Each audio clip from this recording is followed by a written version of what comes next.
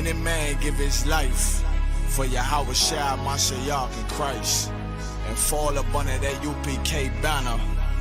It's my brother and my blood, and I will die and kill for him if necessary. Go to ground, go to ground, go to ground, go to ground, go to ground, go to ground, go to ground, go to ground, go to ground, go to ground. It's all about that warfare, boy. Give ground, give ground, back up, give ground, give ground, back up, give ground, give ground. It's all about that warfare, boy. Take ground, take ground, take ground, take ground, take ground, take ground, take ground, take ground. My soldiers take ground till them stand down.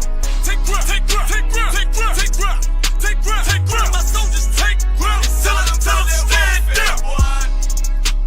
Take ground, take ground, take ground. Now this ain't no movement, this a takedown. We will not be moved or intimidated. We ain't the type. You got a problem, tell them cross the fucking line. My niggas ain't polite. Soldiers to the left and right. I die for every man body. Before I be a coward, I'd rather be a dead body. This will be my kingdom when the hour pass. You can either get with it or get flipped like an hourglass. We live by honor and no excuse. Just sit the prayer up to the Lord. I told him, then let all the terrorists loose. Hold your tongue or get rebuked, cause you made a truce. With a race to make merchandise out of my abuse. Scared of who? You got your gun, then pull it. Me and my niggas start to argue, it's about who gon' bite the bullet. It gon' take round, take round, take round. Opponents better move slow. Attack dog for this truth, nigga, cool zone. Go to ground, go to ground, go to ground, go to ground, go to ground, go to ground, go to ground, go to ground, go to ground, go to ground. It's all about that warfare, boy. Give ground, give ground, back up, give ground, give ground, back up, give ground, give ground. It's all about that warfare, boy. Take ground, take ground, take ground, take ground, take ground, take ground, take ground, take ground. My soldiers take ground till them stand down. Take ground, take ground, take ground, take ground, take ground, take ground, take ground. My soldiers take ground till them stand down. Oh, thought you could cross us with no consequence, but you will pay dearly. You should've used your common sense. My zeal lit, that means you could never prevail. Hey, with a true sit, hey, with warriors dwell. Be wise with them weapons, cause I promise. My nine just like my wife, she concealed, she modest. I know two things, a robber will not prosper. And any man harm me and my aunt, I'm gon' meet the doctor. Cause this life is warfare, it's not an easy walk. Been watching my people die, so you can miss me with that love talk. My UPK soldiers, any man try to cross your path, make him regret it. What that mean? Fall on his ass. Comparing me to you really ain't no contest. Long live one West. Say what? Long live one West. This for those who thinking we ain't ready for.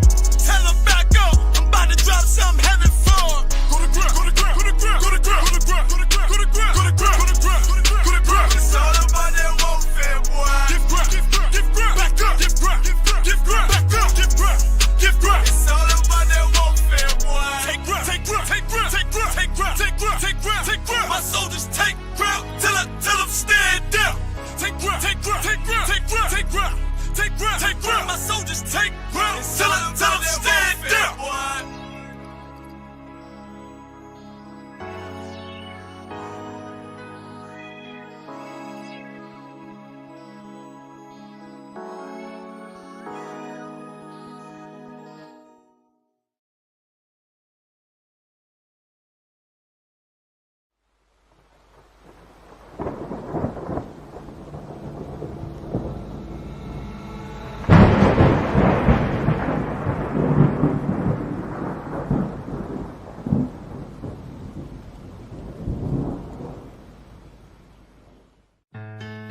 West till they bury me. I'm one West till they bury me. I'm one West till they bury me. I be one West to the death till they bury me. One West till they bury me. I'm one West till they bury me. I'm one West till they bury me. I be one West to the death till they bury me. I be one West to the death till they bury me. They ain't scaring me. Rip the soul out of Pharisee. Speaking heresy and get you fucked up apparently. It's like they daring me. I said chill, they ain't hearing me. They ain't listening. Every bar nitroglycerin. Hit your heart, bring it back to start, make you live again. Get them dividends or we start getting ignorant. I be on that soldier shit. I told you shit phenomenal. Nah, but he a domino. So what you suckers trying to do? Rhyming comical. Guess it's funny until I'm bombing you. Bring apocalypse to them pussy niggas that's popping shit. Team my all-stars. I coach them up like I'm Popovich. Fuck the politics and the lobbyists and apologists. They vagina, so we gon' check them like gynecologists. It's kinda obvious how the situation is ominous. The way I vomit this and regurgitate for the audience. They start applauding this cause the competition is fraudulent. From the era where niggas smoke you up like a parliament. The flow been stupid, shit has gotten retarded since all the dominance of one West rising to prominent. Cause I be one West to the death till they bury me. I'm one West till they bury me. I be one West to the death till they bury me. I'm one West till they bury me. I be one West to the death till they bury me. I'm one West till they bury me. I be one West to the death till they bury me. I'm one West till they bury me. They want a nigga quiet, mute my maneuvers, but I ride like I got Groupon for Uber. Rhymes hard like they've been viewed by Medusa. 9 milli Luger, 17 in the Ruger. Only need a few to sit up in your medulla. Obligata for the regatta, niggas wildin', they win every dollar. They riding by in black Impalas, let the semi holler. The showstopper been the proper since the teeny bopper, but now I'm going them off Patron, a premium of vodka. I put extensions on the Glock, modified the chopper. The swore heavy, war ready, and that's working mama. No marijuana, say I got the loudest silence on it. When I'm up on it, ain't no rapper do it like I do it. A lot of spitties and writers, but when they eat on, none of them can get to the fire around with me. And I had a nigga spin like a tire, down the deep, and I'm still dope as a piper. Every bar burn hard like a spoon with a lighter. Fuel to igniter, I'm winning, coming through with the title because UPK. I be one West to the death till they bury me. I'm one West till they bury me. I be one West to the death till they bury me. I'm one West till they bury me. I be one West to the death till they bury me. I'm one West till they bury me. I be one West to the death till they bury me. I'm one West till they bury me.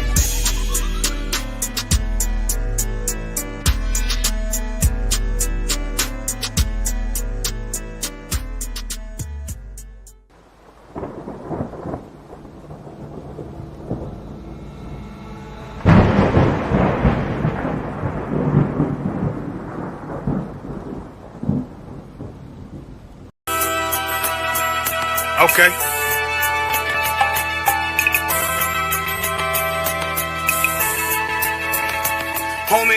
There's a king that's coming back to save our people. Now we should be preparing ourselves for the return of our king, not stuck up in these denominations and religions that's destroying our people and destroying our nation. So when we are in this kingdom and our brother and sister is doing wickedly in this kingdom, we must tell them, look, the world is expecting you to stay docile, to stay stupid. That's what Christianity teaches our people. Teaches our people to hate one another and love the oppressor. Like, we'll never forgive one another for anything that another brother or sister do to us, but we'll forgive the oppressor in a heartbeat. There's something wrong with that, man. Imagine living your life as a whole Christian your whole life, and life's good because you're a Christian and Jesus is white and everything's going great, and there's a landslide and the earth opens up and you go downstairs and you walk through this place and you see a black Jesus, man. Why is Jesus Christ black with an afro in the catacombs, man? This predates the Renaissance period. So when you read the book of Genesis, the trees in the garden with other nations, a leaf, what does a leaf do to a tree? You cover the tree. So Adam took the covering of another nation. What's the covering of another nation? Their culture. So when the Most High saw him and said, yo, Adam, where are you, man? Why are you? Don't mean I can't find you. He was like, who is this nigga? Like that. Where are you, man? I don't know you. Okay. So the Ba al Banya Yasha'ala wa Amarath al-Ham wa Idea Yahau. The Ba means speak. Al, when it's joined with something, so al Banya means what? Unto, right? Excellent. So al when it's joined with something means unto. Banya means children. Yasha'ala is Israel. So unto the children of Israel. Like if it's one thing a hoe gonna do, a hoe gonna hold. But you ain't, she can't hold if there's nobody to hold with. And the thing she said at the end, where she said, I went back and I lied to him and he still wouldn't do it. And then she threw up her hands and she said, well, he'll just be a brother. That's what he need. That's brothers. right. If we have more brothers, hoes like her wouldn't have no outlet. There was a man in the land of Oz whose name was Job, and that man was perfect and upright. There you go, the man called Job. I think Job is what that afflicted. And that man was perfect and upright, meaning what? You can be perfect, man. Job was a man like everybody else, man. Job wasn't no angel, he didn't come from the heavens. And that man was perfect, meaning what? You can be perfect in the Bible. Being perfect is in the Bible. Fit me, had friends on my coattail way before Jimmy. Funny how the general ain't even see a penny. Better show respect, get smoked like a chimney. Keep my name out your mouth, don't even think it. Send a real Smith at y'all know Jada Pinkett. Both ball heads, my brain a $150. Lost my man to the game, that pain that stuck with me. Had to find a cheat code to the street though, cause them niggas getting foul, shoot you like a free throw. Keep spitting acid like a Mino, and the nigga be the nicest with a mean flow.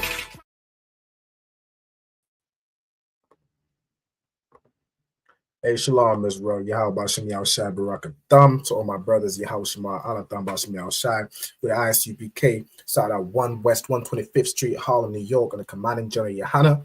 Was holding the class down for the time being for Captain Karathi till he gets here. Of course, this is the scripture breakdown class. Salakia. So if anybody does have any questions, any scriptures you need broken down, any questions you have about life, about the Bible, about anything you need, any assistance you need, bring it to the priests and prophets of the Lord so you can get any issues you have resolved. All right. Shalom to Abani God. Yahweh Shem Yahushua Barakatah. How you doing, priest? Yahweh Shem Yahushua Barakatah. I'm Son Christ. I see you living that life as a priest, man. Shit. And y'all gonna see some heavy content coming from Abani God, you know what I'm saying, real soon. His brother getting up in his work, you know what I'm saying, and that's exactly what this class is about. I mean, shoot. You know what I'm saying? Most High in Christ. I have to water to you, priest. All right, so as you saw from the intro, we have classes throughout the week. You know what I'm saying? Monday, the law class, which is in the school, 394 Lodge Road, B18 5PW. You know what I'm saying? In the school every Monday, Wednesday, and Thursday, 7 p.m. till 9 p.m. Make sure if you can attend those classes live. We also have online classes, which are from different cities, Manchester, you know, sometimes from London, so on and so forth, right? The Tuesday Brotherhood class, which is usually taught by Officer Tazapuan in Manchester, and the Friday Lashwan Kodash class, which is usually taught by myself. Not usually, it's taught by myself. You know what I'm saying? I'm surviving the ground, but all right. We also have Real-Time Revelations, which is a show I do on TikTok. I did one right before this class, you know what I'm saying, from 6 p.m. to 7 p.m. every Monday and Thursday. All right, we live on the TikTok, we live on the YouTube. So if you want to pull through to that show, pull through, you know what I'm saying. But again, if anybody has any questions or anything they want broken down, be sure to type it in the comments. You know what I'm saying. If it's something real, you know, some light, I can answer it here and now. Or if it's something a little heavier, that, you know, we might have the captain break down when he gets here. All right, but shalom to everybody that's watching. I see Nazama Na, shalom sis. Yahweh Shema Taba Shemiel Shai. We got Kyla in the building, shalom princess. Yahweh Shema Taba Shemiel Shai. We got Ira, come on. Ira in the building, Yahweh Shemiel Shai Barakatah. All right. Everybody got, you have any questions? No, I got no questions. La, all right, no sweat. Give me Exodus chapter 1. Let me see where we are with it. Give me Exodus chapter 1 and verse. Let me see where I want from. From verse 6. All right, Exodus 1 and 6. Come on, Exodus chapter 1, verse 6. And Joseph died, and all his brethren, and all that generation. Right. And so this is when Joseph, you know, Joseph, for anybody who knows the story about Joseph, he was sold into slavery by his brothers. He ended up in Egypt. He became the second in command over Egypt. And now you had an Israelite in high power. You know, he made majority of the decisions, which is why Egypt prospered so much, and why Egypt, you know, became such a great nation, which is just like today. The only reason Britain is great, the only reason they call it Great Britain, is because it's built off the back of slave labor. It's built off the back of blacks, Hispanics, Native Indians. The only reason America is so-called, you know, they call it great, make America great again, and this, down the third. The only reason it's great is because you had blacks and Hispanics in slavery, right? And you continue to have us in slavery to this day, because all this work we do, we working hard, working 3 damn jobs, trying to make ends meet. And all our money, all our tax money goes to make your empire great, goes to build your nation. All right. Every nation that prospered, a lot of times they prospered by having Israelites in slavery. All right. You can see that time and time again. in the Bible. All right. Now this is a time. So Joseph, who became the second in command over Egypt, and this time, he died, and all his brothers, the tribes of Israel, he had died in all that generation. So what you see in later on is, the later generations of the nation of Israel. All right, the children of the 12 tribes of Israel. Read on. Verse 7. And the children of Israel were fruitful and increased abundantly. And the children of Israel, how we get down. Israel get down with some, having some kids. I'd say even though we poor, even though we broke and we still struggling to make ends meet, Israel gonna have some children. We that's just what we do. We just gonna be fruitful and multiply, and that's the spirit of the Lord. Because these other nations have tried time and time again to commit genocide against the nation of Israel. They have tried to wipe us off the face of this earth, but we too fruitful. We keep replenishing the nation of Israel. We will never die out. We will absolutely never die out, because you cannot kill us. No, the Most High will just not allow it. But we will continue to have children until, eventually we have a generation that can get us out of this oppression we in. All right? They've tried time and time again to commit genocide, even with Margaret Sanger and the whole inception of Planned Parenthood and the abortion clinics. They set those up.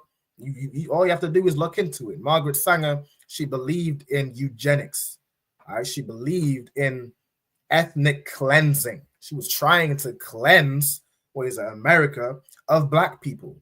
They've tried time and time again to commit genocide against the children of Israel, but we will continue to be fruitful and increase abundantly. We ain't going nowhere. We ain't going nowhere. I know you're sick of seeing our Negro faces and our Negro lips, our Negro noses. I know you're sick of it. I know you're sick of it, oppressor. I know. I'm sick of seeing you too. But we ain't going nowhere. We is not going nowhere. All right, read on. Can't. And multiplied and waxed exceedingly mighty. We waxed exceedingly mighty. We waxed exceedingly mighty. Why? Because the nation of Israel is the greatest nation on the face of this earth. We're the most talented. We cook the best. We sing the best. We're the most athletics. All you have to do is look in sports. Any sport that requires, some serious athleticism. Y'all might have golf. Y'all might have golf or what's that thing where you throw something and then you mop in the floor, curling or something.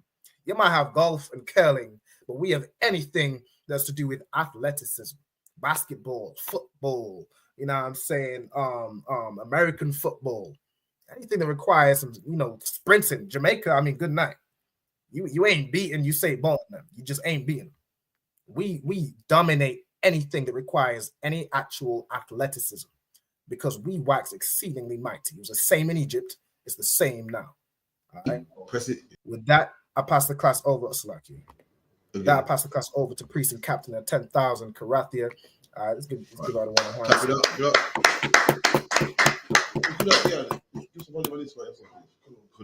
Shalom, Akim, Yahal Bashim Chokata, sisters, Yahal Shemata, Bashim Yoshai. So, what was you getting into? I was just breaking down how, the same in Egypt, where Egypt feared the nation of Israel because we were exceeding, we were growing in number, we were mighty. They try to unalive our children. They try to unalive the boys. It's the same things today that they're trying to, they put up in abortion clinics and all these things. They pumping drugs on neighborhoods. So our young boys will unalive each other, sir, because it's the same fear the oppressor has today. Absolutely, man. Someone get that scripture for me. Read that for me. What scripture was you at? Sorry. We was at Exodus chapter 1 and reading from, we in verse 7 now. If you could read probably verse 7. Go on, read that, Baba Kushar. Exodus chapter 1 verse 7. And the children of Israel were fruitful and increased abundantly. Oh man, you can't tell me Black people, man. The Bible goes, we're oppressed. When you oppress some people, the average man ain't got time to populate, man. The average man ain't got time to lay down with his wife. The average man ain't got time to make numbers. Somehow Black people do it, man. I don't know how we do it. Somehow Black people do it, man. They say that Black men are like animals. They call them dogs. We breed a lot. We make a lot of kids. We got loads of children. Those Black men got loads of kids. And we got them kids even though we live in council estates, even though we got single parent homes, even though the man is in the house, even though we're working 3, 4, 5 jobs and making pennies, we somehow find the time to make these children, man. Just like in Egypt, even though we was making brick without straw, even though the oppressor was whipping our back, even though the oppressor, was, making us, charging us high rates and living subsequent housing and so forth. We somehow did the same thing we do today. Because we're the people of the Bible, man. Carry on. And we're outside. Watch this to go shut up, shut. Just close the behind you and just look for nothing. 1 second, okay. I can. In fact, you can peek through the window. Yes, outside the code. No sweat. Carry on. And multiplied and waxed exceedingly mighty, and the land was filled with them. Multiplied and got mighty. We grew in numbers, man, and we grew mighty. And let me tell you something. There's one thing an oppressor don't want, man. If you're oppressing somebody, the last thing you want is for them to grow. The last thing you want is for them to get strong. The last thing is you want them to get strong and overtake you. And that's what the oppressor sees, man. The oppressor sees how influential black people are, sees how great we are and how good we are at music, how smart we are, and how we invented open heart surgery, how we invented the vaccines, how we invented all the things that you see today. The oppressor sees that and goes, ooh, I can't have this. And for anyone that thinks I'm lying, I dare you to dare me to prove it. Dare me to prove it. I'll show you that black men invented open heart surgery, that black men invented the light bulb, that black men invented the light switch, that black men invented vaccines. Try me. Anyway, black people made all these things, man. Black people made all these things, and the press is like, well, we can't give these men encouragement. We can't tell them how good they are. One day they might stand on their own 2 feet. One day they just might say, well, what do I need you for? I can do this myself, and they can't have that, man. And the same thing in Egypt. They saw black people growing great and mighty. I said, damn, we got to do something about this. Come on, how about you go? Khan. And the land was filled with them. The land was filled with them. Does that sound familiar? Boy, you too much of these gollywogs, man. Boy, you let one of them in, and look, the whole place looks like Brixton. Brixton. Oh, too much dark in here. Imagine this here. General Mohammed did a class about it. There was one black coach in America, and there's 37 teams, and white people losing their mind. Black people, what do we say when there's 1 or 2 doctors? What do we say as a black community? Of course, sir. We say like finally. We finally. That's true. My black doctor. Absolutely right. But what else do we say when you got a black child and he's going to university to be a doctor? What do black people always say? Go on, sis. That's true. And for time's sake, we say that's good, because we need some more black doctors, You get me? To us, there ain't enough doctors. There's so few. To a white man, 1 is enough. To a white man, white people say there's too much black doctors. We got to do something about immigration. We're like, what? You mean the 4 black men you're talking about? They are so scared of us that the few we have, he loses his mind. There's too much black players on the pitch. There's too much black lawyers, and we're looking like there's not enough. There's not 4. We need some more. What do we say? We need more black faces in parliament. We say we need more black role models, but this oppressor is so scared of black people. He goes, there's too much of them. We got to get them out. They are scared of black people, man.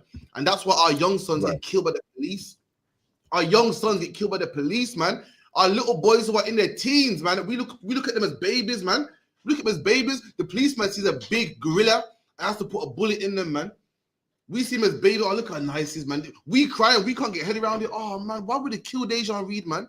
Why would they kill Mark Duggan? Look at him. He's nice and small and tender. The oppressor says, look at this animal. He's scared. He got to put us down because in his mind, we scare him. Remember, to us, he's a baby. To them, they see the same black men that dominate sports, man. Right. They see Lennox Lewis. Right. They see Usain Bolt and Linford Christie and Nigel Benn and Frank Bruno. They say, whoa, have you not seen him in the ring? Have you not seen him in the boxing ring? On the pitch, on the field? That he was coming towards me, I had to put him down. Why? Because they are scared of us. They know what we can become, man. Come on, Akim. We done? Come on, verse 8. Now there arose up a new king over Egypt, which knew not Joseph.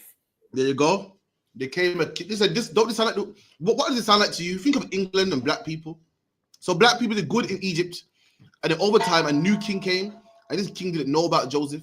He didn't know about the good that Joseph done. He didn't know that Joseph saves the whole world from a famine. That Joseph saved his people from a famine. He didn't know that, man. Think England. What does it sound like? Come on. If I could, sir. Go on. So I can hold that. How can I hit it first? Hold your point though, sure. Oh, this one. Is it that he didn't know or he didn't care? He didn't know. We're fascinated. Had no respect for the thing. What does that sound like? Go on, Alban. If I could say, that sounds exactly like how we came over, fought, and won their war. And when we came back to England, they didn't give a damn about none of that. They called us coons and gollywogs and told us, get the hell out of their country. That's right, man. They came a new king that didn't know about the good that we done in England. That a new king, what's the new king? What's the name? David Cameron. He wanted to, what's the new king now? Preeti Patel that wants to deport black people. She don't care about the good that black people done. The black people, the reason why she could have a job. Why? Listen, you would never see a non-white face in parliament if it wasn't for black people. If it wasn't for all the voting and fighting and march that black people done, Preeti Patel wouldn't even have a job. And guess what? She forgot about all that voting, all that marching, all that fighting, all that protesting. And now she's in office. She forgot about it. And she deports the same people who were the reason that she got a job in the first place. You know what I mean? David Cameron wants to build a prison for the same people that made England rich in the first place. Keir Starmer wants to deport the same people and get more police. We need more police, more CCTV cameras. They want more opportunities to oppress the people that made England rich in the first place. This is the life we live in, man. Black man, the Bible is a living book. The book that you're reading is all about you, man. It's a living. When you read this Bible, don't think about white people. Don't think about Arab people. It's a book about you, man. It's your life. You live in it, man. We have a new king right now, and he don't care about our oppression. He don't know about how we live, man. And he oppressed us, man. Even though we did so much for his country, even though we fought for his country, read about the coconut bomber, even though we made vaccines, even though we built the underground, the famous London Underground, we built that, man. They don't care about that. Go on, Can I add to that? Go on. And the thing is, the people that love them and died in their wars, love them unto death, is the ones that they're deporting back. And the ones that hate them, they're bringing in and giving them housing and every other thing. But the ones that love them and defend them. So I can hit a nerve right there, man. Do you know that, the war on terror, Bin Laden, 9/11? Did anyone know where Bin Laden comes from? Bin Laden is Afghanistani. Afghanistan. And they allow Afghans to come in this country. When Twin Towers happened because of the Afghans killed your soldiers. There's white people right now with dead family members that went out there to war against terror.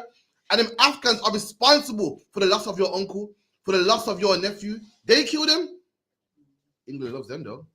England brings them in. England said, donate your house for an Afghan. Come on, open your heart, extend your house. We can't house them more. Help them, man. But meanwhile, black people, you got to go home. You're a coon in the gollywog, man. I'm going to tell you how much white people have short-term memory. See, you think they got short-term memory because they forgot about what we've done for the country. Their memory is even shorter than that. I'm going to tell you how short it is, man. In the Euros 2020, black people got England to the finals, man. And when we missed them penalties, we was niggas again. These man, listen, their memory was so short they forgot five games ago. You wouldn't be in no final if it wasn't for us. But we're niggas now. Excuse me. Right. We cost you the World Cup. We got you so far in the first place. Let me tell you something. If I want to get you so far and then play rubbish, I can do so, man. If you want to win the whole World Cup, how about you do all yourself? How about you take yourself to the finals and win? Want me to take you the whole way, man? Disrespect. That's not short. See, you're thinking their memory short term, like 50 years, 100 years. Listen, their memory short. Five matches, man. 5 days. That's how short term their memories, man. That's how they treat us, Salakia. You got Rashford and Sterling kicking ass, man. I saw the first game kicking ass, man. Putting the ball in the back of the net, man. Going down wicked, man. Send them to the semi-final. No one had nothing to say. No one didn't see colour them times there. Colour. Now he's a Brit, man. No one don't see colour when Linford Christie's winning gold medals for England.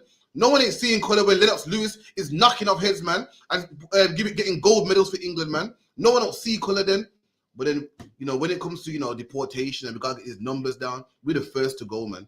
We're the first to go. What's disgusting too, 100 years from now, we're going to be opening the records and saying, wow, England, 100 gold medals, man. And they're not going to say that black men got their medals. You're going to think England is so great and England won them gold medals themselves. They're not going to say, well, Mo Farah's a Hamite. They ain't going to say, well, Linford Christie is a black man. All you're going to say is England, 100 gold medals. You're going to think, wow, what a great country, man. What athletic great country. That's what they're going to put there. 100 years from now, you're going to hear about this Eminem who's the greatest rapper. They're gonna tell you that Eminem stole it from black people. They're gonna tell you that, man. Anyway, I digress. Sorry, I big man too sweet as well. You're not being funny with the sweets, no. Go on, read on. Quran, verse 9. And he said unto his people, behold, the people of the children of Israel are more and mightier than we. There you go. And they said, yo, the people of Israel are more and mightier than us, man. They said, yo, them black people are fast like you. Have you not seen Usain Bolt? Have you not seen Mike Tyson, Lennox Lewis, Evander Holyfield? Have you not seen Chris Eubank? They're greater than us. They're way better than us, man. Smarter than us, man. Have you not seen the inventions they build? Have you not? Do you not see how handsome their men are? How you not see how handsome, how good looking their women are? We done? Quran, verse 10. Come on, let us deal wisely with them. There you go, man. Let us deal wisely with them. Have you not seen how beautiful the women are? Let's deal wisely with them. Let's teach them that they're ugly. Let's teach them that having an afro is having picky head, man. Let's tell them that being dark skin is ugly. Let's tell them that ain't nothing good come from their people. Let's kill their children, man. Let's lock up their kids. And then when they come out of jail, they can't get a job. So then every man got to live. So then he got to sell drugs again to live. And we'll lock him up again. That's them dealing wisely with us. Let's, put drugs in their neighborhoods so that they're forced to sell it, forced to take it, and then what good could come from him? And let's blame them for it. Absolutely. That's them dealing wisely with us, man. Read that again, Baba Kushar. Quran. Come on, let us deal wisely with them. Lest they multiply. And now you know why the drugs in your neighborhoods. Now you know why the black man is being, this gay agenda being pushed on black people. If you're a man lying down with a man, you can't multiply. Now you know why a black man is destined for jail. If you're in jail, you can't multiply. Now you know why we're fascinated with gang culture.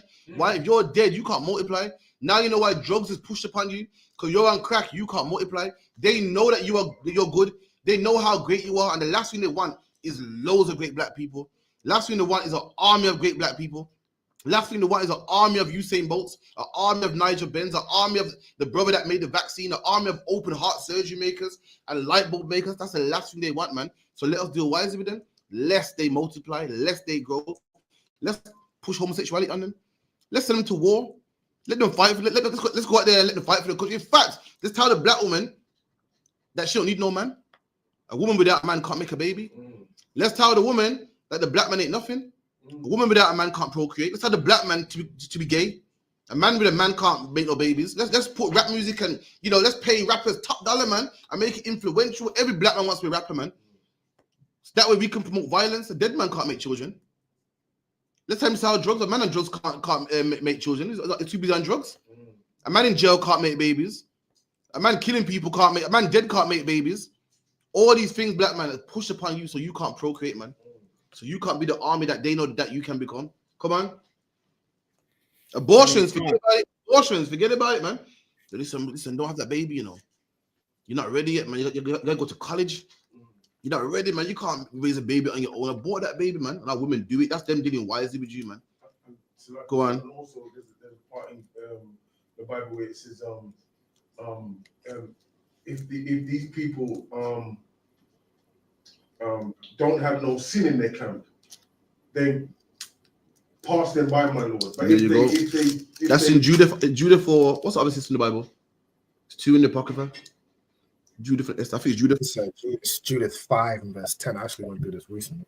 In sin, right? Come. And keep us in the prisons. Absolutely. If you could, if you got that, if you could read it, Baba Kushar. Come, sir.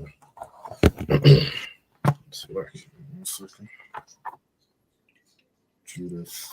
Book of Judith, chapter 5. Let me see. 5 and verse 17.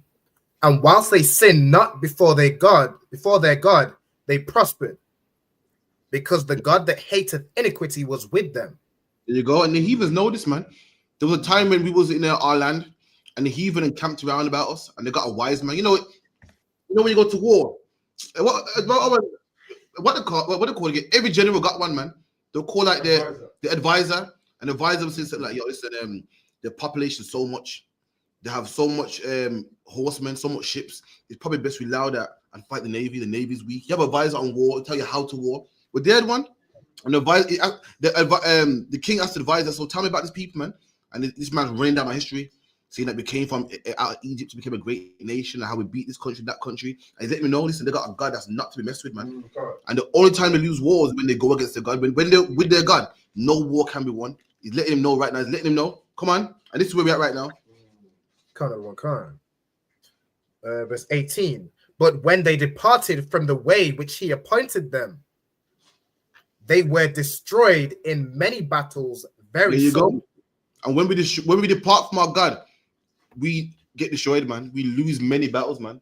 And let me tell you something, black man, Hispanic man, native. Let me tell you something, man. Your strength ain't in a gun, man. Your strength ain't in your number. Your strength is in God, man. Right. In God, I don't care how bad a man may say. I don't care how much wars and tanks and stuff the white man got. Black man, when you roll with God, you are untouchable, man. Right. Believe me, I tell you straight, man. I don't care any top lawyer or any gunman, any man. The Bible says what? Harm not mine anointed, man. If any man dare was to Christ said what? If any man harm one of these little ones, it was better that a millstone be tied around his neck. Rabbi, you don't even know it, man.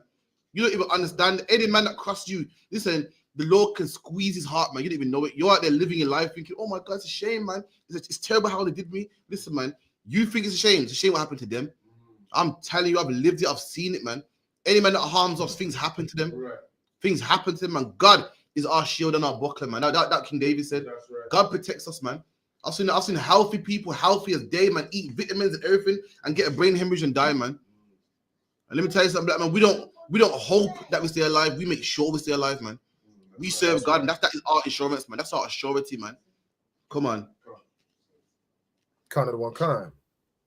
And were led captives into a land that was not theirs. And we also and led captive as well. Also led it into slavery when we disobeyed our God. When we disobeyed our God, these things will happen to us. You're looking at people right now as a nation of people that disobey their God. Drugs is a result of that. Black on black crime is a result of that. Single parent homes is a result of that. These are the things that happen to us when we disobey our God. When we got God on our side, black man, nothing can come against us, man. You better read the Bible, man. You better read about man like David. You better read about a boy, man, putting a giant to death with a stone, man. That's the Lord being with a man right there. Them things don't happen. You better read about 500 man putting 1,000 man to flight, man. You better read about Judas Maccabee who went to war while he was fasting, went to war while he was hungry, man, and beat an army of people. And these are the things that happen when you serve God, black man, Hispanic man, native Indian man. The Egyptians was America of the time. You know, when you go to America, you see the skyscrapers and this and the powerful country. Well, that was the Sphinx back then. That was the pyramid back then. You go to Egypt now and you see this dusty place with a pyramid. You may laugh. At the time, you went to Egypt like, whoa, look at this building. Look at this great building, man. Everyone doing commerce and trading and chariots and, you know, rich people. That was Egypt was New York City back then. It was central London back then. And look at it now. God did that, man. God did that. The same place that would look so great that this would never fall, man. It's a tourist attraction now. There's a shithole now, man. No water. It's a desert now. And God did that to the people. Why? Because they disobeyed. Because they touched these people, man. You can't touch God's people and live happily ever after. Now it's a tourist attraction. And the people that live in Egypt ain't even the real Egyptians, man. God drove them out. Guess where they are now? Them same oppressors that thought they were better than black people. I'll go get a job and oppressors are whipping their backs. They're eating mud somewhere in Sudan. Arabs are in Egypt right now, man. And the same thing with the white man. The same white man with the suit and tie talking about 30 years, lock him away. IPP, you're going to be in a cave one day, man, getting his back whipped. The same people that you look up to, like, wow, they're so prestige. They're going to be in cave. In fact, in the future, the next place you're going to see a white man is going to be in a wax museum, man. Right. That's where you're going to see him in a wax museum. And your kids are going to say, Dad, who's this? You're like, oh, you'd never believe it, man. Well, hundreds of years ago, there was something called a white man. A white man. You have to pull the books open. So, like, yeah, read that. If you don't believe it, that's in the book of Isaiah as well. The book of Isaiah 14. You saw me where it goes. Give me that scripture right there. Those that see thee shall narrowly look upon you. Give me that one, man. Verse 27, 14, skim through it. 14 and 16. 14 and 16. Isaiah 14, verse 16. They that see thee shall narrowly look upon thee. And the Bible goes, they that see thee So they that see the white man in that day, we can get context another time, but this chapter talking about the white man. They that see him in that day, they're gonna look on him narrowly. Narrowly look at someone like, strange, suspicious, man. Like, And this is why they're looking on him narrowly. Come on. And consider him. And consider him. You ever consider something like, I wonder if this is true. That's strange. This is why they're looking on him and considering him. Come on. Saying, is this the man? This the what? Is this the man? We done? That made the earth to tremble. And the day is coming where you're gonna say, this man here in a cage, getting his back whipped. This is the man that dropped the nuclear bombs. Dad, remember he talking about the nuclear bombs and so forth? He could have made them bombs. The same man that everyone was scared of. The same man that could push a button. The same man that would chase you around the ghetto with a truncheon and a baton. This can't be him, man. The way we're gonna have him, you look at him and go, no. What does that sound like? What does that sound like? Today you look at them disgusted. How much the plate in the lip? And what do you say? These men had Moses in slavery. No. But guess what? You think about that and flip it to the oppressor. The same way we look at the naked Egyptians and go, they would over us. They was aborting our babies. And Moses' mom had to hide from these. And they was whipping our backs. You look at the white man and say, no, not him. No way he was prime minister in a 10 down the street in the White House. Ain't no way. Go on, sis. But they never look like that then. They wore clothes and stuff. They wore clothes and look good, but the Lord destroyed them so bad. He did it on purpose to show you what would happen to people that oppress his people. And the Lord gonna stamp the white man so low, gonna be naked and full of hair and just poor, man. Gonna be that nation you don't want to be. You know how we look on black people today like we was men of the Bible. The Lord brought us down so low. We said, this man had 10 down the street. This man had laws and he deported the Windrush. You look like, nah, you're lying, man. You're lying. You know the ones we have to show you video footage for a man to believe it. We don't have to, because there's no way you're gonna believe it, man. Come on. That did shake the kingdom. That made the world a wilderness. And this man shook kingdoms, man. Had nations scared of him, man. Russia, white nation. Ukraine, a white nation. America, England, got kingdoms scared of him, man. Shook kingdoms, dropped bombs on kingdoms, man. And made the world as a wilderness, meaning bombing places and leave it desolate, man. You better ask Japan about that. You better ask Hiroshima and Nagasaki about that, man. You say, no way. This is the mighty man that we spoke about in the Bible that used to wipe out kingdoms. Nah. Not him. Somebody else, but not him. Come on. And destroyed the cities thereof, that opened not the house of his prison. There you go, man. This is the same man that was cruel and wouldn't let you out of jail. They will lock you up for life and give you life sentences. This guy here, listen, look, see him flinch. Can't be him. Look at him scared. We're not going to believe it, man. Any more than that? I think some more. What was kind of lucky? And the kings of the nations, even all of them, lie in glory, every one in his own house. But thou art cast out of thy grave. Okay, look, yeah, that's you right. That was it on there. Go on, sis, the question. So, you know, when like they're basically distinct, where will their souls go? Because, you know, they're regenerating, like where's the Lord? I have no idea. Never thought about it. Actually, Mohammed today in class, the question was where would their souls go? But what I do know is the oppressor will go extinct, just like the dodo bird. Over time, someone gave me that in Obadiah, but there'll be no more remaining from the house of Edom, and that's how they're going to be oppressed so much. After 1,000 years, they're going to be extinct. So the first 250 years, I'm like, yeah, man, you know, they're in slavery. The 500 years, whoa, the numbers have dropped, man. You know what I mean? 750 years, like, yo, it's been a while since Edomite out here. And then year 1,000, like, boy, I ain't seen them, you know. It's one of them. You have to pull out encyclopedia to see them. It's mad. You know what's crazy? Because the oppressors can't even procreate now. You heard about they can't breed in that. Yeah. And the numbers are declining. That's now. So imagining them oppression, yo. Imagine oppression. Imagine slavery. Oh, the numbers are gonna drop.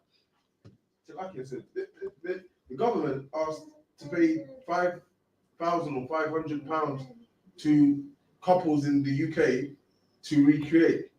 I said, I'm asking to look for it. I'm telling you. Imagine it. Oppressors got to pay to get pregnant and that. And you got a man like me saying, yo, I'm done, man. No more, man. We're gonna fight. Right. We're like, oh, yo, kill my pockets to stop, man. We sneezing and I get pregnant. They're gonna fight, man. Oh, man, it's not working. Look at IVF, man. Yo, so if you're a doctor in the NHS, you probably see them come every day, man. They're not like us. Let me know who got it. Come on, I got it, sir. No, sir. Go on.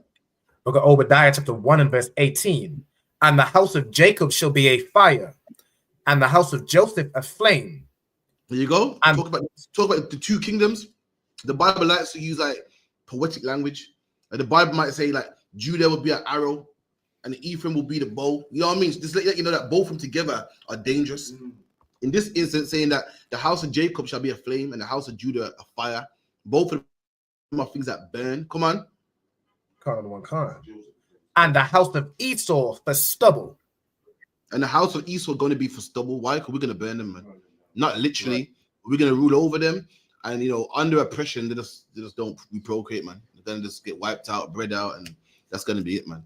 You know, the house is going to be stubble. You know, stubble is, we get burned down a house, and it's like, you know, what left? Little, dust and so forth. That's going to be them. It's lucky. What's this? No, sir. Yeah. Sorry, can I non Matthew 26 and 69 to 75?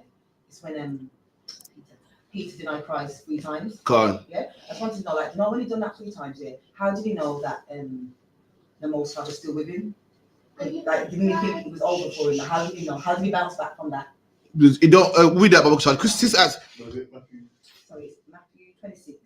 The sister she asked Peter denied Christ 3 times, and you know Christ told him he would. Christ said, "Listen, man, you're gonna deny me 3 times." He said, "No, I'm not, man." And it happened.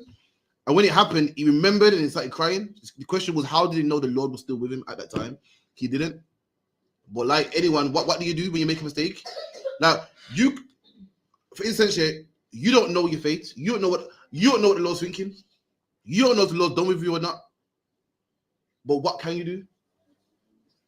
Just try. What you got to do to do better next time? The Lord could be done with you. He could be. But what can you do? Say, I don't know if he's done with me or not, but listen, I'm going to make sure he forgives me. I'm going to make sure if don't worry about, is he with me? Because what people try to do is this, say, is he with me? Why did people say, is God still with me? Really? Why did they really say so? For time's sake, really don't want to give up. They want to say, well, he's not with me, so I might as well. You guys say, I don't know if he's with me, but boy, let me try. Let me find out anyway. Let me keep pushing. And that's what Peter did. So read that, Baba Kushar. Matthew 26, verse 69. Now Peter sat without in the palace, and the damsel came unto him, saying, Thou also was with Jesus of Galilee. Right. So at this point, Christ will be taken to jail, and Peter's looking at Christ in the palace, he's sitting outside, looking. Imagine you see a camp leader get locked up and taken to the police station, but you're scared. You're scared to go, yo, get off him, man, my brethren, man, get off him. Because you see the police and the riot gear and the helmet, but you're scared, but you love your brethren at the same time. You love him, so you look through the windows to see if he's okay, to see if they're beating him up, or you want to know what's happening to him, because why is your brethren, man? But he's too scared to say, yo, it's mine. So as he's doing that, a woman goes, yo, you're one of his disciples, man. I saw you also at camp with him. I saw you in all black wearing the fringes. You're one of them UPK man as well, man. Come on. But he denied before them all, saying, I know not what thou sayest. And Peter said, I don't know what you're talking about. Peter thought he had it in him. He goes, what? Any man touch you? Listen, it's on. Peter said, any man touch you, because I die with you. Christ said, be quiet, man. You're not gonna, man. And Peter saw that he got real, so the armies and the troops and the crowd. He said, no, he caught afraid. No, I don't know what you're talking about. Go on, sis. So was he supposed to say yeah and go with it, and whatever happens? Yeah, quite. He's supposed to stay standing in the truth and say, this is what I believe in. This is me. But he never got scared. You know what I mean? And all the disciples left the truth. All left the truth. And in the day of Pentecost, the Spirit came upon them, and they all came back strong, man. All of them left Christ. When Christ died, he was by himself. Nobody was with him. They all left their king to die, man. All left their leader to die. They all got scared and left. So all left the truth. Go on now. And when he was gone out into the porch, another maid saw him. So imagine. Right, best way to explain this. So you by the window. Someone goes, oh, you was with him, no work, man. And you're walking, and now you're on the patio, and someone else sees you again as you're walking again. Go on. And said unto them that were there, this fellow was also with Jesus of Nazareth. Another woman goes, this man, I hear one of them UPK, man. I saw him in his boots and fringes. In fact, he makes classes. I saw him on the internet as well. I've seen him. Somebody else saw him. Come on. And again, he denied with an oath. And he denied with an oath? What does that mean? Denied with an oath? Promise. What does that mean? With the oath his times. No, he didn't deny. The first time he denied Christ. No, I know what you're talking about. This time he denied with the oath. Go on, sis. Yeah. So I swear down, I don't know him, man. Listen, I'm a mom. I don't know him. So listen, I do not know this man. I don't know what he's talking about. Denied him the second time, man. Come on.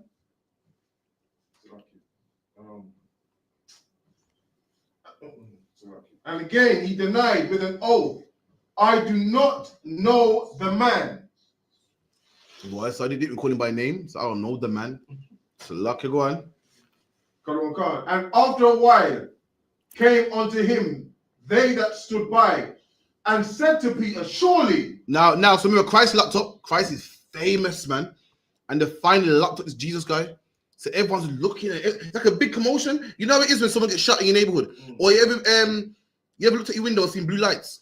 And police are taking the man from your road out the house. The whole neighborhood gets out the house looking like, yo, Christ is famous. They got this guy called Jesus Christ. Everyone's looking. As they're looking, looking for the palace and talking about it. Like, yeah, man, I heard they got him, Remember, this man's doing miracles and walking on water and he's finally in jail. So everyone's talking about it. Big news. As they're talking, yeah, they got him. Hold on. That's one of them. So another person saw him and brought it out and asked him again. Come on. Surely thou also art one of them. And the man goes, nah, man. I'm sorry. I know you said no. But listen, you look familiar. Sure, you're one of them UPK, man. Surely. You're not going to tell me you got a twin, man. You're one of them, man. Your face, man. Even how you speak, it look like that. You're one of them, man, star. Come on, you're clearly one of them. Come on. For thy speech bewrayeth thee. What break it down? Bewrayeth. It goes, surely you're one of them, man, because your speech bewrays you, gives you away. What do you mean by that? The way he talks, aggressive. The way he's loud and strong with his voice. Yeah, his speech could be his accent. You know what I'm saying? Like, it's like, nah, man. I'm not. Remember Christ from Nazareth, from Nazareth, and he's in Jerusalem right now. So man, like saying it right, man. It will make sense you're one of them, man, because you got that Nazareth accent, man. You sound like him, man. You sound like one of them. I mean, we know where your headquarters is. We know where your king comes from, and nah, man, you sound like one of them UPK, man. You've been taught like them, man. Even your appearance, you get the sunglasses on and the boots, the fringes. Yes, nah, man. Your speech gives you away, man. Come on. Then began he to curse. Now it's like, what the talking about, man? Sick of this. Listen, for the third effing time, man. It's like to get vexed now, So luck you. And swear, saying, I know not the man. And he denied Christ 3 times, just like how Christ prophesied, man. Christ told him, he said, no, I'm not. Go on. And immediately the cock crew. And as he said that, as he denied him, a noise of a cock, which is like a why? The chicken. Just, straight away. And what happened with that cock crew? It reminded him, man, like, oh shit, he said that for real, As soon as it hit, it's like a man saying to you, listen, man, when the school bell goes off, you're gonna blah blah blah. You're thinking, oh, you're forgetting about it. But when you hear it, you go, raw, you know what? He said that for true, As soon as he heard it, he snapped back. Go on. And Peter remembered the word of Jesus. And he remembered the word of Yahweh. I remember that Christ said this will happen. Come on. Which said unto him, before the cock crow, thou shalt deny me thrice. Come on. And he went out and wept. And he went out and cried. Bitterly. Went out and cried, man. You ever done something that you knew you should have done? And you can't even look yourself in the mirror, man. Like, what kind of person am I, man? I don't deserve to be alive, man. But Peter did that, man. Peter did that, and that's how you repent. That's how you repent. Alban, give me Psalms 50 and 51. It's either Psalms 50 or Psalm 51. Come on, sir. Or any brother get it, Baba Kashar. This is how you repent. The Bible goes, Peter cried bitterly, man. And that's how you repent, when you feel sorry for what you done and change. So Peter didn't know if the Lord was with him or not. What Peter did know is, I'm going to change. I'm disgusted at the man. I'm going to take my checking from the Lord. I'm going to change. I'm going to become a better person. That's what Peter did know.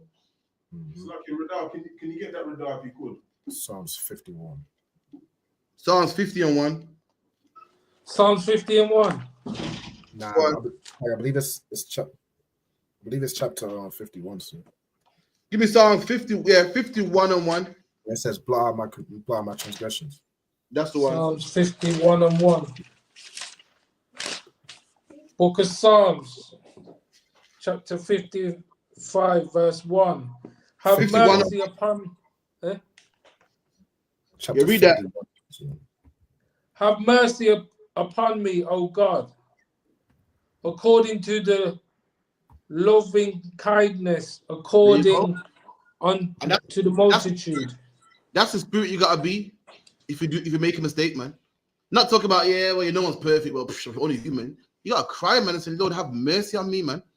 have mercy on me. And Peter didn't know if the Lord was with him or not. What Peter did know is, I'm going to change. He cried, so I'm going to. He didn't say, well, you know, no one's perfect. Well, you know, we all fall short of the glory of God. Peter cried like David's crying here, man, and saying, Lord, have mercy upon me. Cried bitterly. Go, well, anyway, I tried. Well, you know, what about me to do? No one's perfect now, man. He cried bitterly, man. Skip down to verse 17. Card one, come. Verse 17. The sacrifice of God are a broken spirit, a broken and a concrete heart. There you go.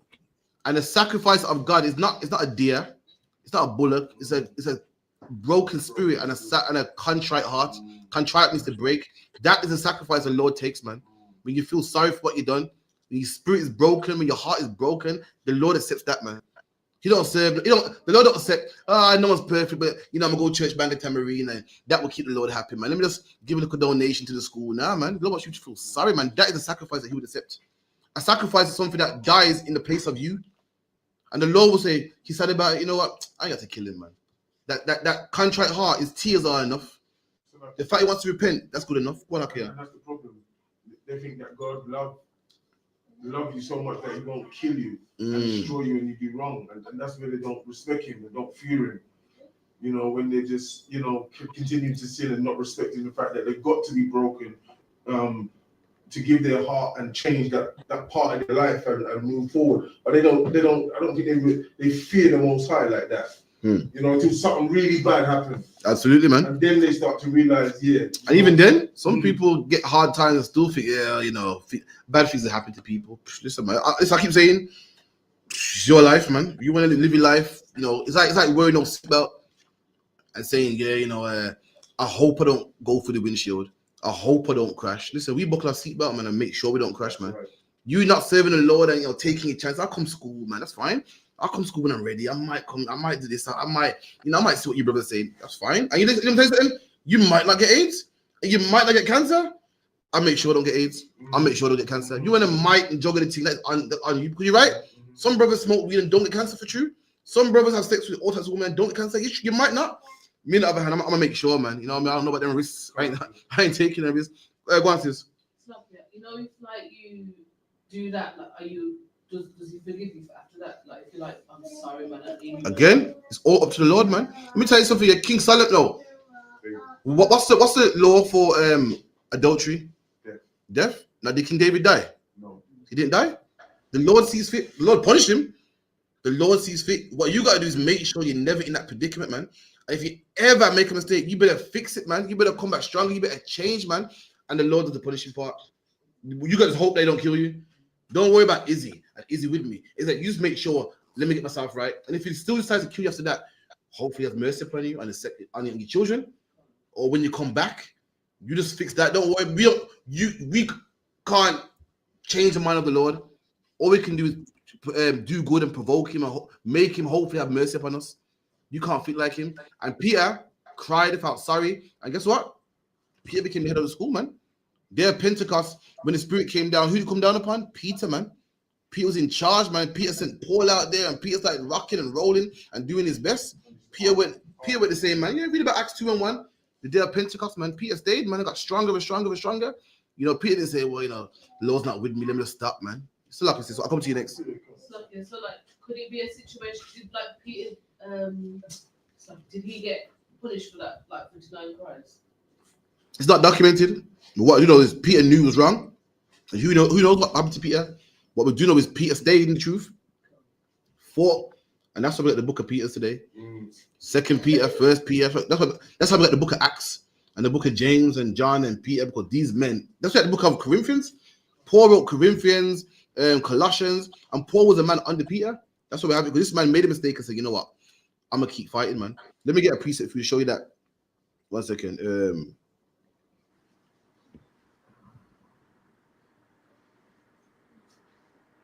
Let me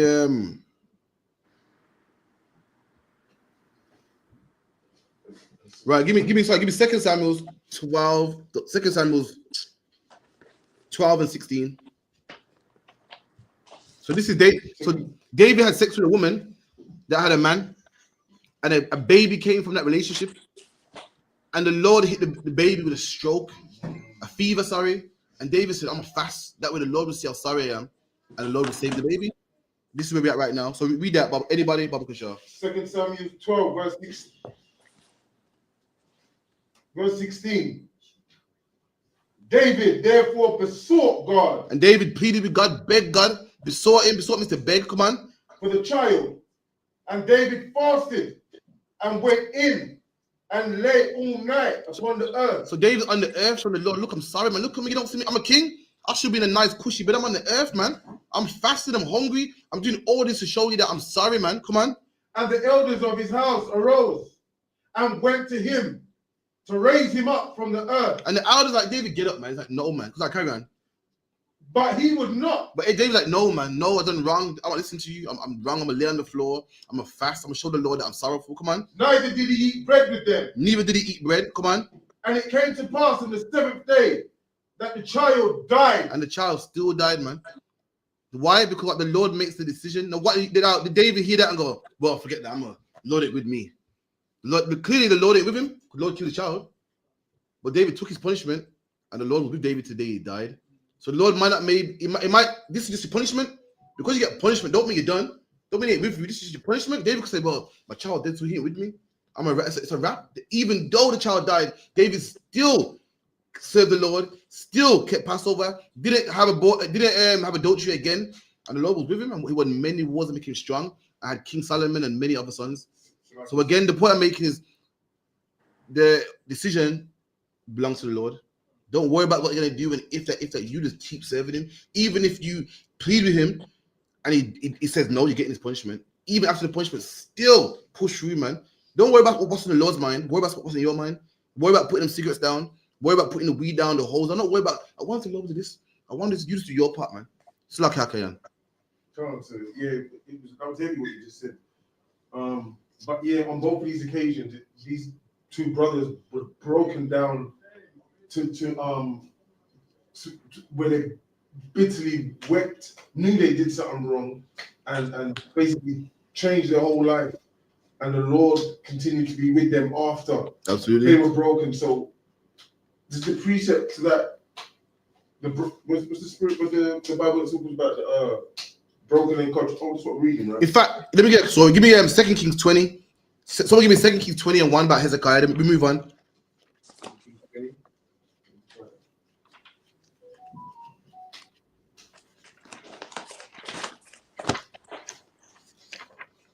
Carry on. 2 Kings chapter 20, verse 1.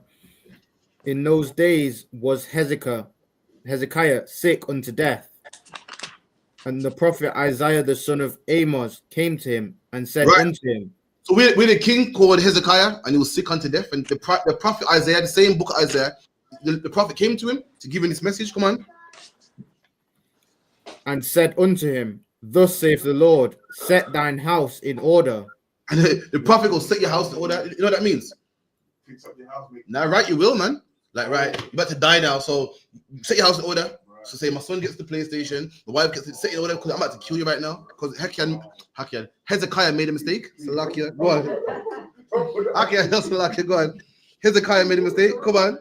For thou shalt die and not live. Come on. That's the reason why. You'll set your house in order because you're going to die. The wickedness you did, you're going to die for this, man. And imagine this, the Lord sent a prophet out, man. The Lord don't so if a prophet comes to you and says you're going to die, and you don't die, doesn't that make him a false prophet? Should do. Let's read about it. Come on.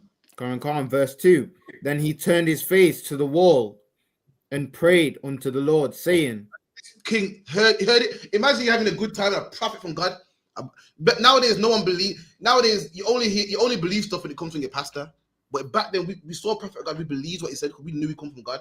And the man goes, "Yo, Kraft, you're gonna die." You're like, "Yo, you can't eat no more, man. Appetite gone." You know. And Hezekiah heard this and turned to the wall, man. Started crying. Come on. And prayed unto the Lord, saying, I beseech thee, O Lord. So Lord, I beg you, man. Come on.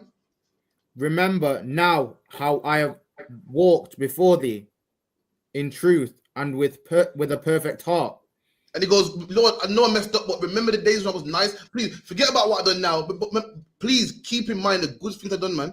If I know I've messed up, but remember the good stuff I did, please remember that, man. I don't want to die. Come on. Come. And have done that which is good in thy sight. And Hezekiah wept sore. Hezekiah wept sore, man. This is what you call it, yeah, bawling. Wept sore. Oh, Lord, please, crying, man. Let me show you how merciful the Lord is, man. Go on. Come, verse 4. And it came to pass, afore Isaiah was gone out. Read that again.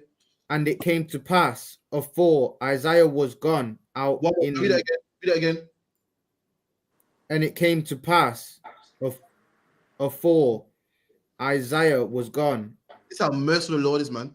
The Lord saw that this man wanted to repent and change his crying. I said, before Isaiah was gone out, imagine that Isaiah's like, this is going to die, yeah? You wicked. Isaiah went, boom. And before, as you could move, the Lord said, Isaiah, make him live, man. That's how merciful the Lord is, man. So, black man, don't worry about what the Lord's going to do to you. Don't worry about what's in his mind. You just change, man. The Lord is merciful. He said, before Isaiah was gone out, he turned his back, man, like, why? Hezekiah, good knowing you, man. Shoot. Before he left the room, he made it to the door. Read on. Afore Isaiah was gone out into the middle of the court, that the word of the Lord came to him, saying, turn again and tell Hezekiah, the captain of my people, thus saith the Lord, the God of David thy father, I have heard thy prayer. And that's how you repent, man. To feel really sorrowful and change, man. Let the Lord see you change, man. And the Lord have mercy. The Lord sent a prophet, man. Before Ubers, before cars, prophet got on his donkey, made a journey just for nothing. That's how merciful the Lord is, man. The man spun around, went to leave the man's presence, and the Lord come to him again and said, listen, tell him, man, I heard his prayer, man. And your lungs repent, man. Lucky, You know what I'm saying? Boy, lucky, Lucky, boy, about to finish, Even us, if I may. Go on. Even us, before we even come into this truth, deserve death, and the Lord spared us. So there you go, exactly. So don't worry about the Lord. Women, easy, and this just change, man. All that is extra thinking. I wonder if fuck that. Listen, you become the best servant to God, man. That He won't kill you. I mess up now. I don't know, but I'm becoming the best servant. I think if you don't, man. No, what you just try, just change it, man. Fix it, man. Become stronger. You know what I mean? Become a better person. So you got to focus on.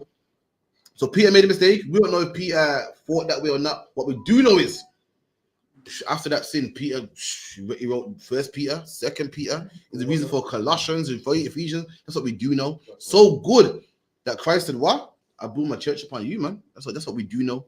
Go on, sis. So, the word of the Lord, how did he give it to, was it Isaiah said, possibly? Was it like a straight up and down miracle like we heard God's? So sister asked, how did Isaiah hear the Lord? Speak to him. Give me before he left the door. 1 second. I'm gonna tell you how he spoke to him. Bear with me. Give me Numbers 12 and 6. Numbers 12, verse 6. Do you want to get that, Radar? You want to get that one? Come. Book of Numbers, chapter 12, verse 6. And he said, hear now my word, if there be a prophet among you. So the Lord, this is when Miriam sinned against Moses, and the Lord said, listen, man, if there be a prophet among you, we done? I, the Lord, will make myself known unto him. And the Lord will make himself known unto him. This is how the Lord speaks to our prophets. Come on. In a vision, and will speak unto him in a dream. And that's how the Lord deals with prophets, man. So Isaiah could have a dream, a vision, or walking out, and could daydream like, whoa. So let me show you how another one as well. Give me hold that. Give me Numbers 24 and 4. Numbers 24.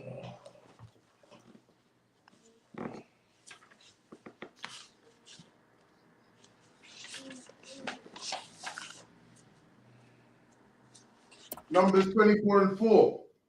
He hath said, which heard the words of God. And he heard the words of God. Come on. which saw the vision. Saw the what? The vision. Come on. Of the Almighty. Of the Almighty, come on. Falling into a trance. Falling into a what? Into a trance. Now, Christian will tell you a trance is a dream. A trance is not a dream. You're gonna find. I'm gonna show you what. I'm gonna show you why it's not a dream. Come on. But having his eyes open. But having what? His eyes open. Now, can you have a dream with your eyes open? A trance when your eyes is open, like a daydream. Imagine this. And as you're doing this, you're seeing visions. Like the book of Revelations. In the book of Revelation, John is having a daydream and he's seeing World War II and bombs and boom, boom. And he's thinking, whoa, and it's dragon and snakes. And he's like, whoa, that's deep. And he's writing it down. The best he can describe is like, whoa, like a dragon. Remember, he ain't seen a bomb drop from the sky before. So the only thing that could breathe fire from the sky at the time was a dragon. So, oh, he didn't say, I saw a plane drop a bomb and fire was everywhere. He's like, this dragon, that's the best way he can do it. So that's how the Lord speaks to him. So Isaiah probably went out. This is speculation. I'm just going by what the Bible says, how prophets get their message. So for all you know, Isaiah probably walked out, boom, saw a vision, came back, yo. Because that's how God said he speaks to his prophets in the book of Numbers. Go on. That's a good point because sometimes I get those things, I'm standing there, and all of a sudden I come out and it's, but how do we know that, you know, how do we know that it comes from the most? You got to speak to you camp leader. That's it, man. Jim Hyman said, listen, you feel you got a message from God, speak to us, man. We'll let you know if it's just your brain or if you're speaking to God. It's always like that. If a man had a message from God, it always went to the prophet, always. Because it could be just something on your mind. When you go to bed, you're worried about the bills, you're gonna have a dream about the bills, man. You know what I mean? You got a brother that you don't like, you're gonna have a dream about you killing him. And you're gonna wake up and say, yo, I think God's telling me to kill this brother, you know, because it's not the case, man. So did Isaiah go to the man above him? Isaiah is a prophet. Well known, established. Isaiah is a well-known prophet that his words was gold, man. Hezekiah heard it and said, he didn't say, how do you know? Who do you think he was? Oh, okay. Isaiah was a prophet at that time, the man at that time that he knew. You feel me? Isaiah was the prophet. Hezekiah was the king, but Isaiah was the prophet, man. Go on, sis. You know, like we were calling like forefathers that I used to like Abba, I say his name. Abba Bivens, Priest Aria. Did they have like similar? The priests of today read for what them prophets wrote down. That's the difference from a priest today. Priests back then got visions and wrote it down here. The priests today read them visions and break it down. Makes sense? The same vision. It's like we're basically seeing the same vision because we just reading it written down and break it down. That's the difference. So what I mean is that isn't there like new ones? You know, like obviously how ISUPK was even founded. Like one man would have had to hear from God one time. No. How God, men get inspired by God to read his Bible. The prophets had the visions and they wrote it all down. Now we read them scriptures. We read also I'm looking for records and read the visions that they had. And that's how we know about World War I and II. That's how we know that we're the Jews and so forth. That's the difference between back then and today. Go on, Steve. Just one more thing. You know when Christ said to Peter that you're going to deny me, was he angry or was he just letting him know? I'm not sure. You know, someone get me that when Christ said to Peter, "You're going to deny me 3 times." Sister asked if he was angry at the time. I'm not too sure, but let me read it anyway. The vibe I get, I don't know. It's like, oh please, you're going to deny me. That's the vibe I get as well. I don't know. I just thought maybe the same. Just letting him know. Really. Like, what scripture is it? I think it's come on, man. Okay, man. In the first go answer fast. It's too quick, man. You know, for slow down, I'm joking. Go on, read that. Matthew 26:69.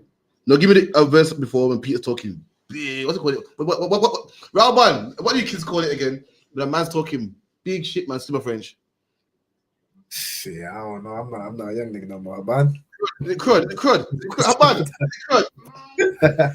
No, you man, though. So luck, yeah. I don't know. That man's just chatting. Talking that crud, like what? Kill who? This is just talking that crud talk, man. Christ is saying, quiet, man. You know what I mean? You say one gonna deny me, man.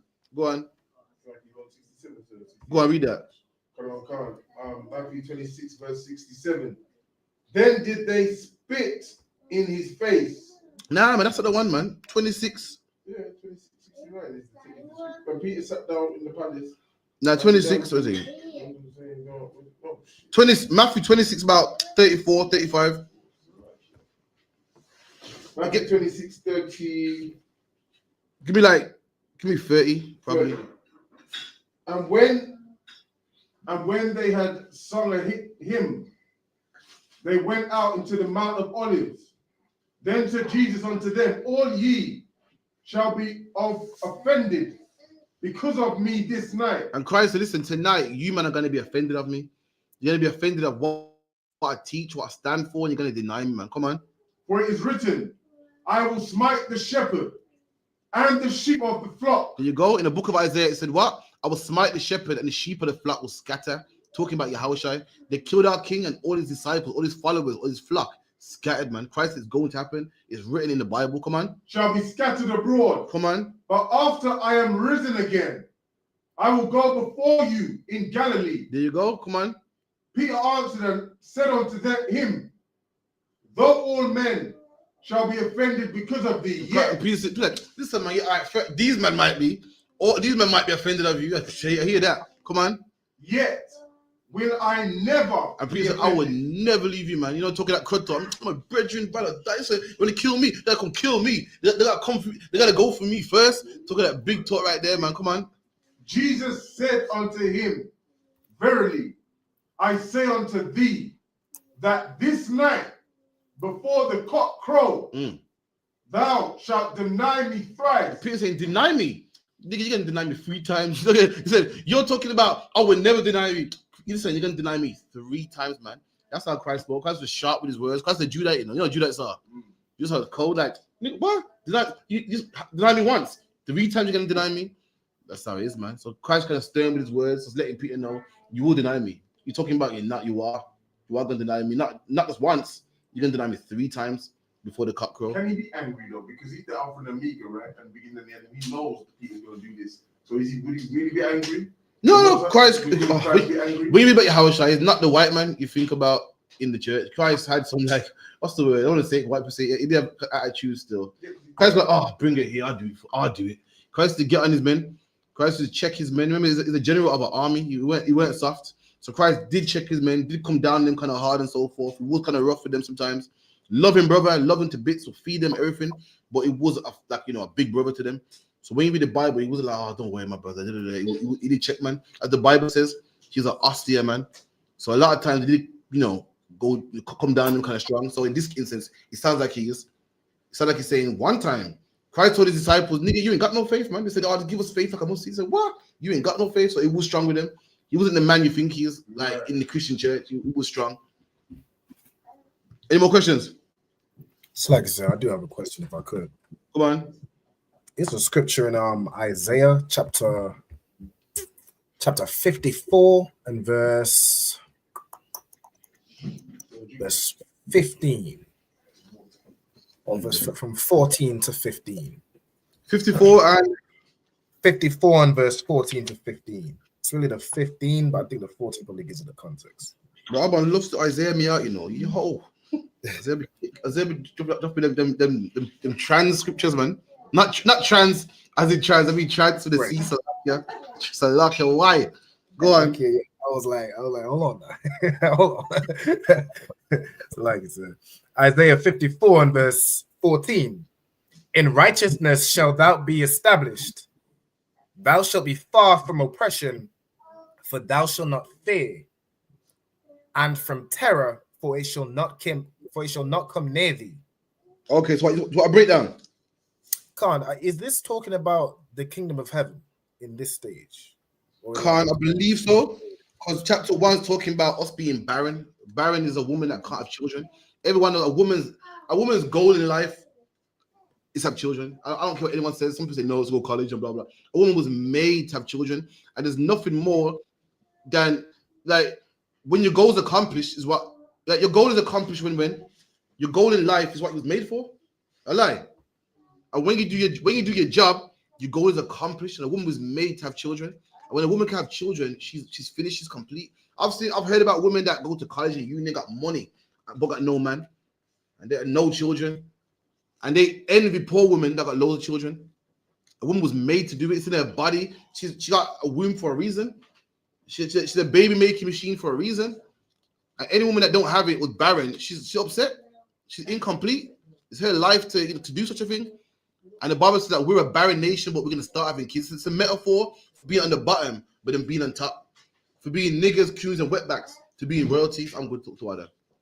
That's the analogy. So when you jump down to, where you at, verse 13. Come on, verse 13. And all thy children shall be taught of the Lord. There you go. So when you read the whole chapter, it's talking about you're going to be great and filled with great stones. It talks about all our children are going to be filled with what? The Lord or the law. Read verse 13 again. Come on. And all thy children shall be taught of the Lord. There you go. It's talking about how great we're going to be, and our children ain't going to be in jail no more. Ain't going to be homosexuals no more, in jail no more. We're going to be taught of the Lord, man. Keep the laws, statutes, and commandments. This is the day that we're all fighting for. This is why we go camp for and make videos and TikToks. So all of our children can be taught by the Lord, so we can live this life here, man. But we're not barren no more. We're not in jail no more. Black and black crime don't exist no more. No more crack cocaine in our streets, man. No more postcode wars. No more police brutality. This is the day we're all fighting for. Come on. And great shall be the peace of thy people.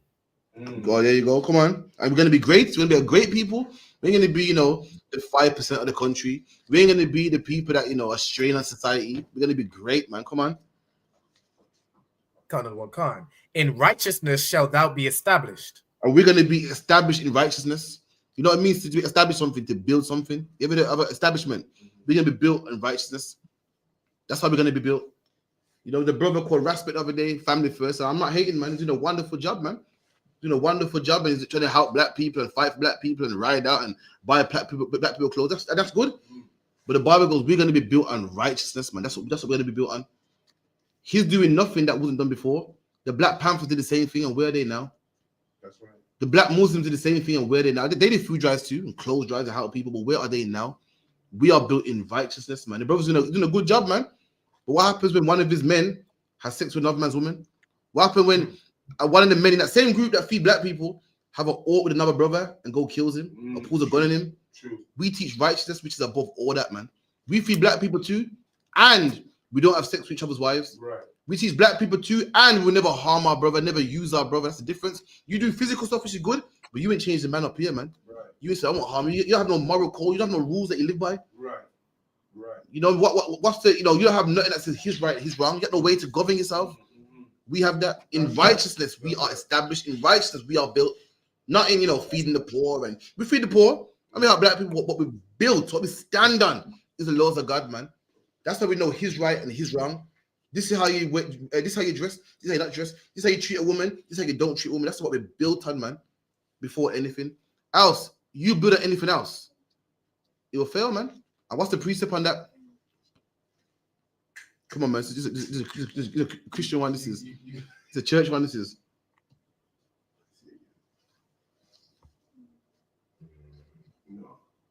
You all heard about it in school, man. You must know about this, man. Come on, man. You all went to Sunday school before.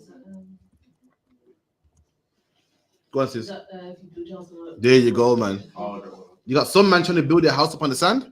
They're trying to build their house. They want black people to raise up. They want black and black crime to stop. But they're building the foundation, and it's 100 black men that want to stop police brutality. There you go. Exactly. So when one man in the organization has sex with a man's wife, but she loves me though, but she loves me, she told me she don't like him no more, and the fight breaks out and stabbings, and he don't want to come do the work no more, and infractions. That's why the nation Islam got 10 different factions. He's trying to build a house. He sees that black people are in a bad way and wants to stop this brutality, but he's built his house up on the sand, man. And the sand that will have no foundation. This word right here is solid, it's rock, and that's what we build this house upon. Go on now. So in a nutshell, keeping the laws, statutes, and commandments is what Christ said. Any man that builds a house upon me is like a man. So you build your house on your Hawashai. You're a man that builds your house upon rock, solid foundation. It can't collapse. If you're a man in the world trying to build a house, trying to build a foundation and build a movement, but you build it on Christianity, or you build it on just black people coming together, that's a man building his house upon the sand, and it will fall. Go on. Is there a precept to that where it says coming through the back door? That can work, yeah. Like a man trying to get the kingdom, but he don't want to come through Yahushua. He wants to come through another way. He wants to come through the Islam way, or the Egypt way, or the Rastaman way. That's right. You can use that one, yeah. Go on, read on. Can't say. In righteousness shalt thou be established. Thou shalt be far from oppression. Here you go. We're gonna be far from oppression, man. Far from oppression. No more oppression. And why we're going to be far from oppression? Because we're going to build this stuff on righteousness, man. I had a good reason to be Raspic. And Raspic said, what? He says, it's our fault that we're oppressed, man. He said, what? Rabbi, he said, what? We allow the white man to oppress us, man. But let me tell you something, man. Whether we allow it or not, in the kingdom of heaven, we're going to be far from it, man. Whether we allow it or not, whether it's our fault or not, we're not going to know nothing about oppression, man. That's what the Bible says. Come on. And from terror, for it shall not come near thee. And we're going to be far from terror. What's terror? Police brutality, black on black crime, knife crime, AIDS, abortion, racial attacks, Windrush getting deported. These are the terrorists that we're going to be far from. They won't come near us. Terror also not being scared to walk at your own house. Yeah, man. Terror is, all the stuff like sending your kids to school through gunshots. Your kids are growing out of age. These are the things that we're scared of. Your son is getting 15 now, 14 now. You can't lock up in the house. Going outside now, he's going to experience things like gangs and so forth. And these are the things that black people are scared of. You see your daughter of age now, you're scared that she's going to be the next Cardi B. All this stuff is going to be far from us, man.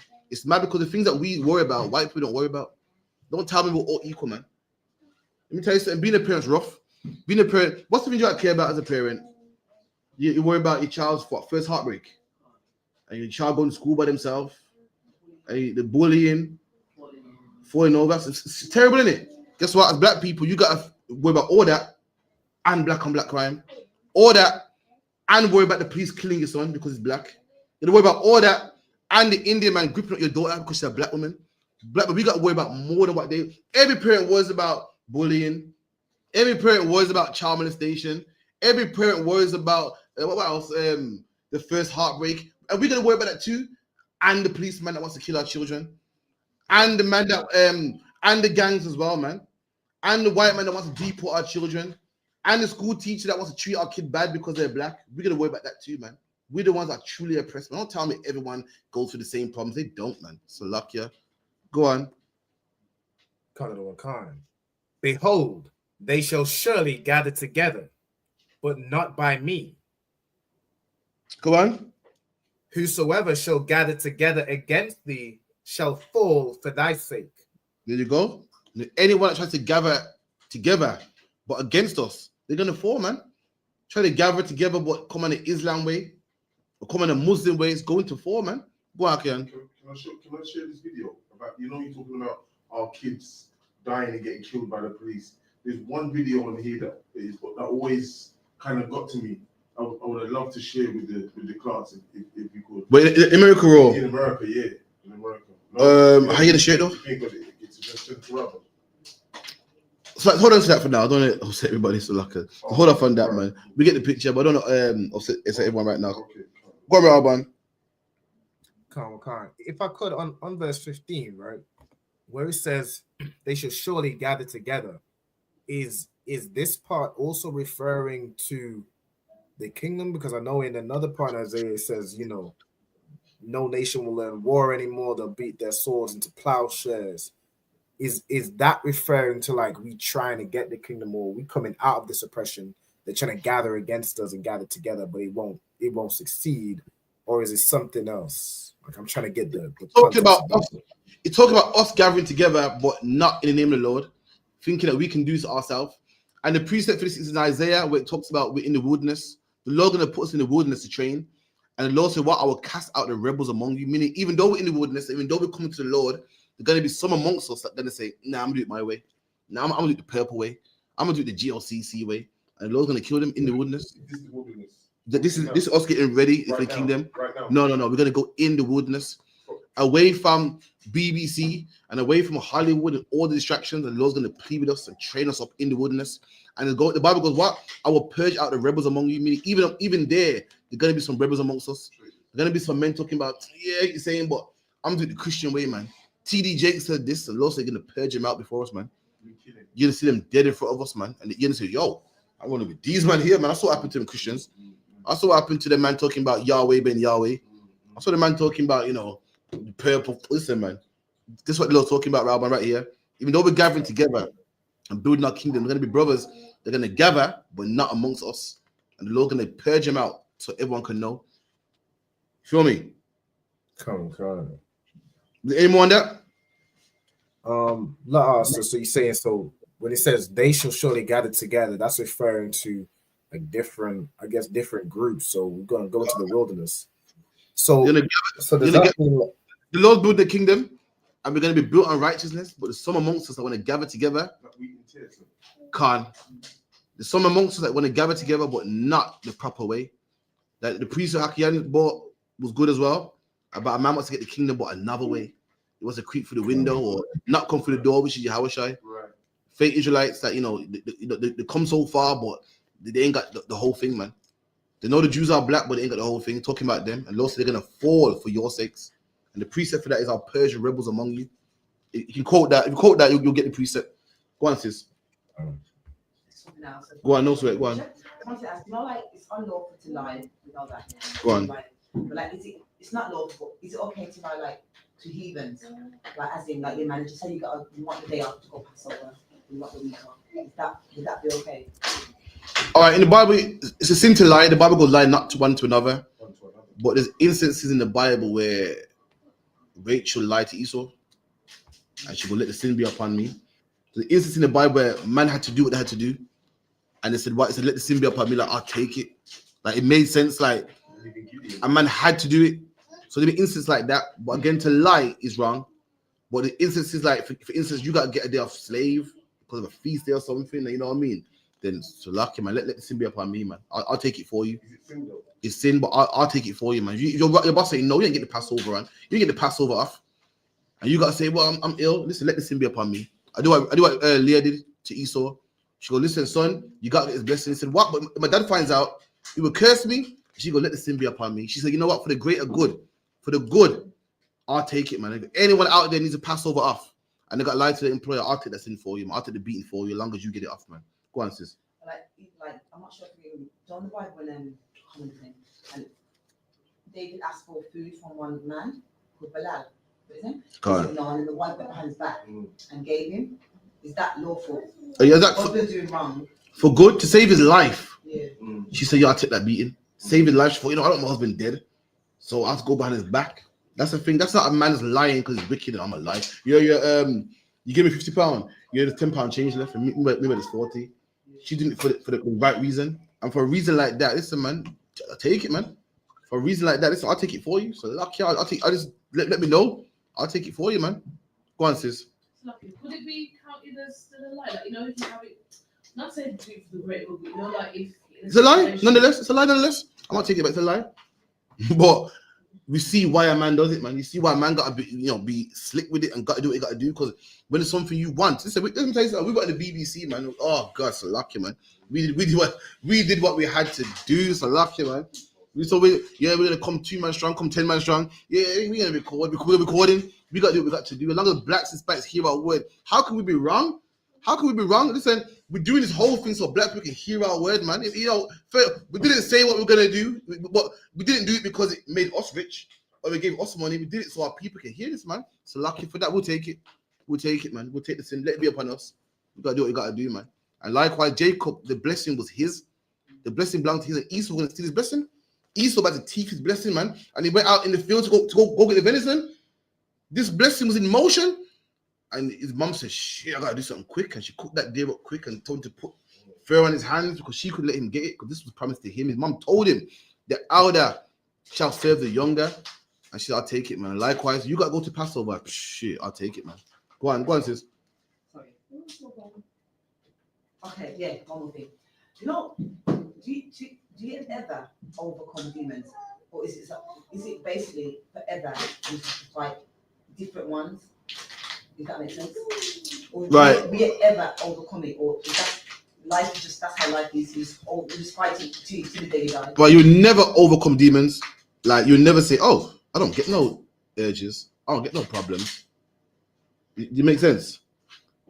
It's like, for instance, an alcoholic that's been exposed to alcohol. What do they tell the alcoholic?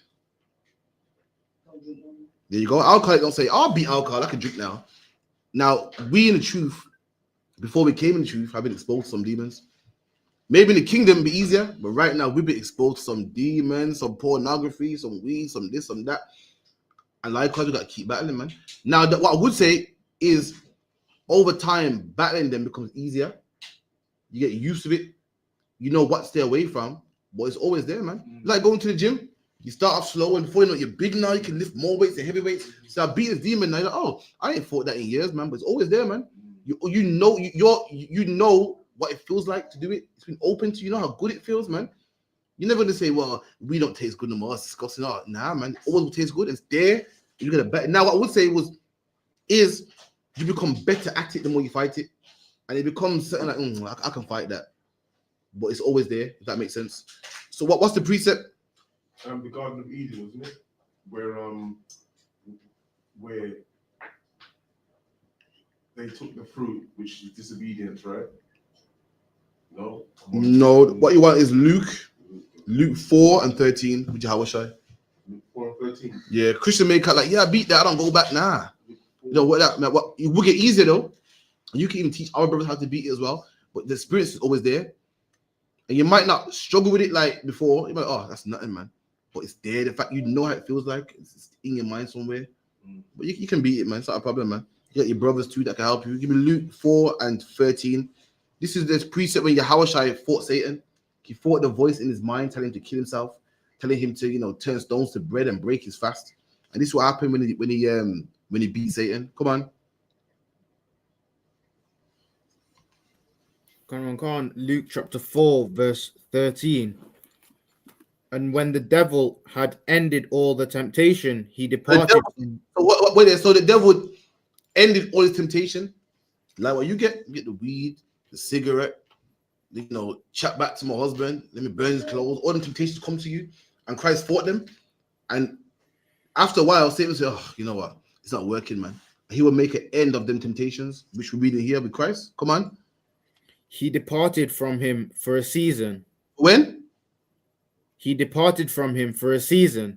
You go. Didn't disappear. Didn't go away. He departed from him for a season. For a season. That's why in the tree, what do you get? You get good seasons, man. You get that bad season. Like, yo, what's going on, man? Satan's been on me, man. Fuck, everywhere I go, man, I'm seeing weed smoke.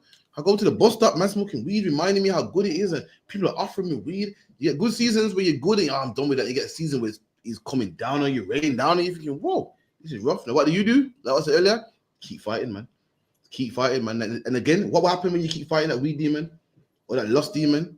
It will depart for a season, man. Fight it, will leave. It will leave, man. You can enjoy yourself for a bit, but be prepared for when it comes back again the second time. You know what I mean? Like, for instance, 10 months be nice. Then month 11 and 12, oh, man, that Christmas comes, man. And them kids are, them kids are asking for a bike. And I went to school and Christmas this and Christmas that and Christmas this, that. For 10 months, Satan departed. And then from 2 months, he's come down strong, man, to get you to celebrate Christmas again. You get me? Go on, sis. But you can beat it, though. You can beat it, man. Of course you can beat it. But it will always try to fight. Always try to just chest you and see, let me see if I can get back into it, man. Let me see if I can get back into it. Always will come back every so often. But you can beat it, man. You look at that brother that beat demons.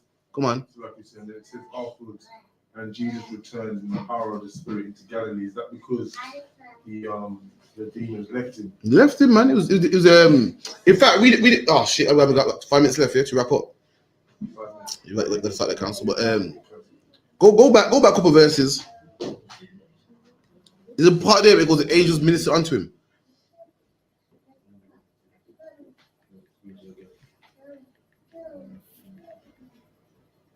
No?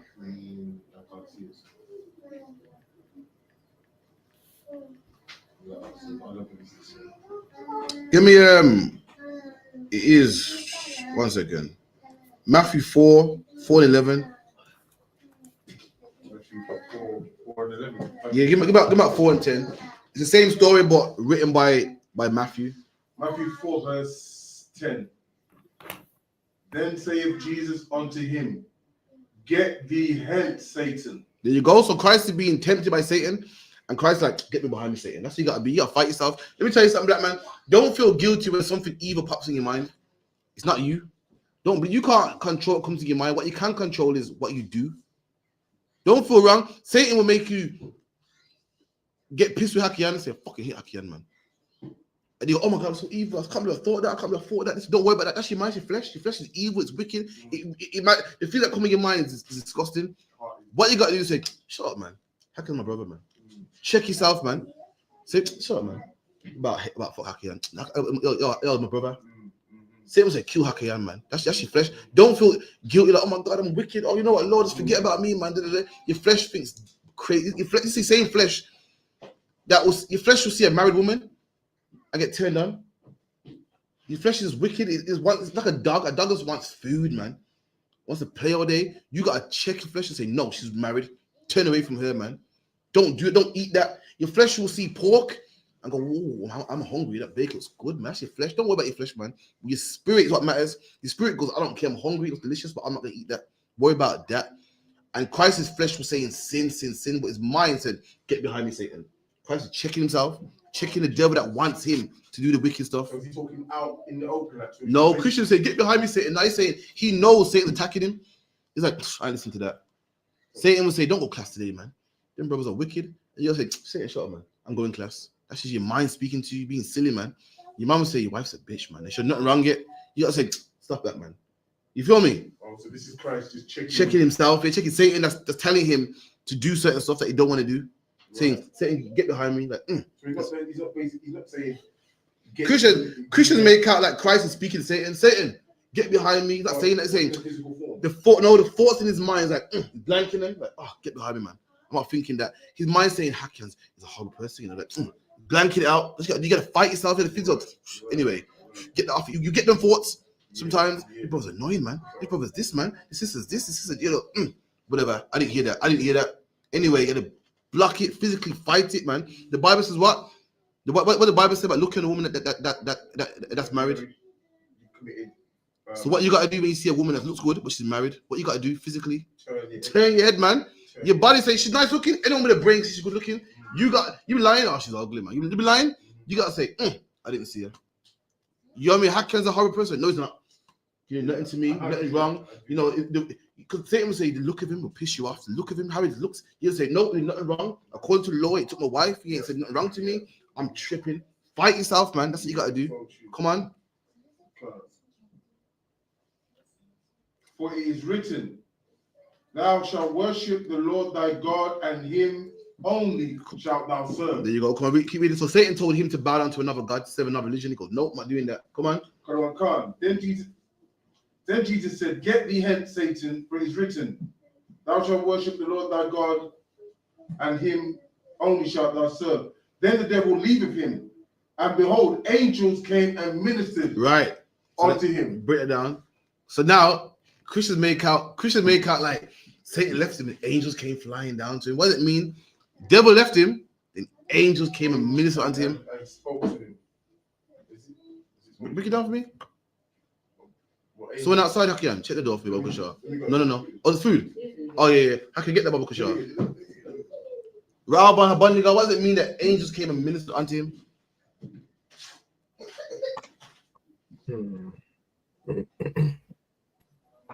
So if I could, so if Satan's in his mind, then he casts out Satan, then he kind of gets back with the spirit, so he gets back right. So it says the angels ministering. Now he's thinking right. He's in the spirit of the Lord type thing. You're almost there. Now, don't think the Satan on one shoulder and the angels on the other. Remember, Satan's in his mind, telling him to commit suicide and do this and go get some dog. Go on, sis. So I think it means like Satan said he commit suicide, but he never went and taught people and done what the Most High wanted to do. Come on. Then what happens? If I could. Go over, Alba. Come on, you're almost there. Come on. If I could, he's like now saying, oh, fuck, like, right, I was really about to do this. Like, thank God I didn't do this type of thing. Or like, so Satan's saying, do this, do that, which is wrong. You fight it. Like, what was I thinking? You're dying in agony, you're dying, but you fight it. Then what happens? You get that other voice, man, saying, Karafi, you got this, man, encouraging you, man, saying, yeah, come on, man, you fight it. That's what it's talking about. So you have Satan ministering to you, trying to pull you. You fight it. Then, only then when you fight it, angels will minister to you, man. I say, you got this, man. You're good, man. Make you feel nice, man. Okay, whew, I passed that one. That's what it's talking about. He's not talking about Satan putting one arm and angels putting the other arm. He had one voice in his mind. Now he's getting the other voice in his mind. And you only get that when you fight it first, man. So after he done this, then angels ministered unto him. Then only when you do that, then the angels say, come on, you got this, man, you're good, man. You don't need that weed, man. You don't need that whore, man. You're there crying. You about to go to that whore's house and go shoot her and a new man. Stop being stupid. And what do you say? What do you say when the angels minister to you? What did everyone say? I can't believe I was thinking that. I can't believe what I was thinking. Can you believe it, Albert? I'm about to go down there and kill someone and do life in jail. Now Satan was saying it's the best thing to do. It's the right thing to do. Do it, man. He said, I should kill everybody moving, You're absolutely right, man. You fight it. No, I'm not doing that. I'm not doing that. Then the angels go, you know what? Come on. The angels make you see sense, man. You're looking at life in jail, man. What you thinking? You go, okay. That's what it means the angels minister unto him. So, Lakia, we got to bounce. Rabban, I can't call it Baba Kashar. I'll hand out the priest and prophet, officer 50 Hakiyam with the announcements and the prayers. Go on. The announcements and salute. We are the ISUPK starting out of 1 West 125th Street, Harlem, New York. Rooms for a new brother and sister. When a brother or sister comes into the school, they are off limits for 6 months. They are to be saluted only. They are here to shed themselves of the world. If they need transportation, the teacher will arrange it. After 6 months, if a brother or sister has an interest in a particular person, he or she must get permission from the head to speak to a brother or sister. There's another 6 months in which the brother and sister will court each other. After this 6-month period, the brother and sister will get permission from the head to marry. Times which is a commandment. Numbers 18:21, Malachi 3:8-10 means 10 in the Hebrew, Mayashara. 10% of every penny of any increase the Lord gives you, give to the Treasury Department or teacher. Priest fund, free will offering for priests, not mandatory. Whatsoever amount you'd like to give. The upcoming Holy Convocations is in next month. I think it's March 13th or 12th. 13th or 12th of March. Is it? Khan, Purim, I believe it is. Purim. Khan.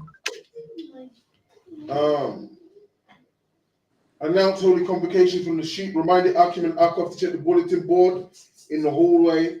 If anyone wants to be a trooper in the school, start wearing all black boots, shirt, pants, headband, and scarf. And with them, I was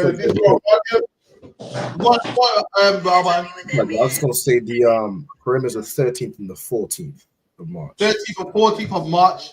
13th or 14th of March is Purim. Call it. Amadim Shabbat. Amadim Barak. Yahweh Hashem Yahweh Yajimata Sa, which means turn.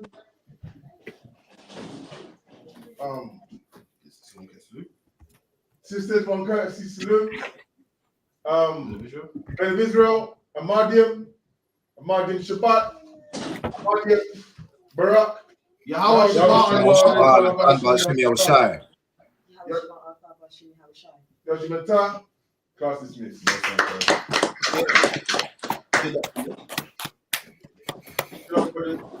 Okay, I'll see you in council in a minute. What do you want to talk about?